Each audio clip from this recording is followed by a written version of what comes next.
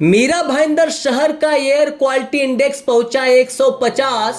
पर्यावरण से और किया खिलवाड़ तो मुश्किल हो जाएगी लेनी सांस। हरे भरे पेड़ों को काटते जा रहे हैं पर्यावरण के दुशासन। आखिर कब तक खामोश बैठा रहेगा शासन प्रशासन।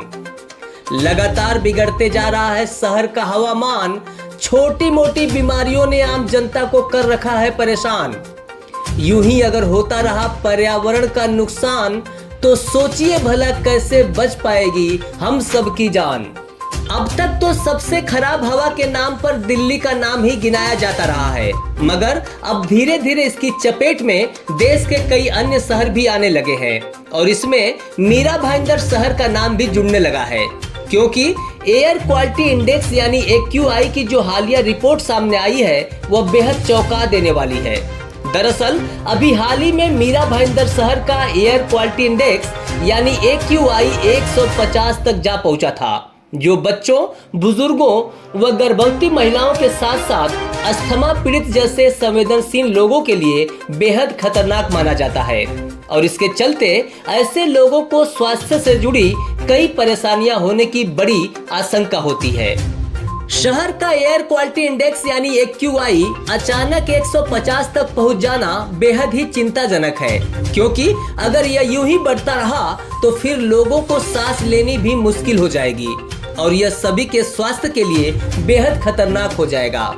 खास बात यह है कि इतना वायु प्रदूषण बढ़ने के बाद भी विकास के नाम पर हरे भरे पेड़ों को काटकर पर्यावरण को लगातार नुकसान पहुंचाया जा रहा है और इस मामले में शासन प्रशासन भी अपनी आंखें मूंद रखा है।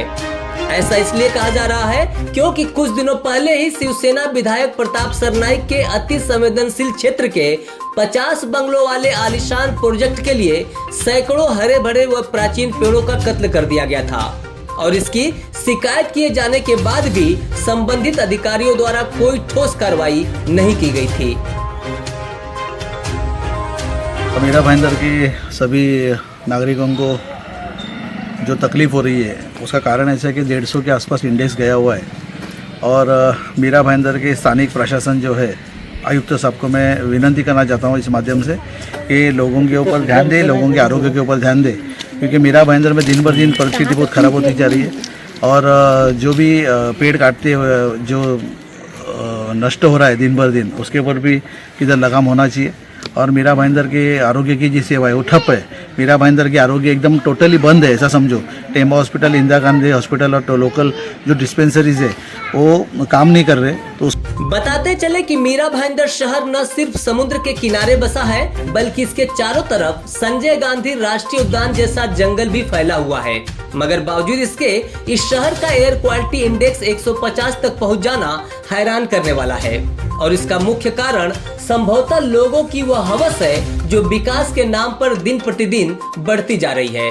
शहर के कथित जिम्मेदार नेताओं व अधिकारियों को विकास की चिंता तो है, मगर इसके चलते शहर का पर्यावरण कितना बिगड़ता जा रहा है और लोगों की सेहत पर कितना बुरा प्रभाव पड़ते जा रहा है, इसका उन्हें फिलहाल कोई आभास नहीं है।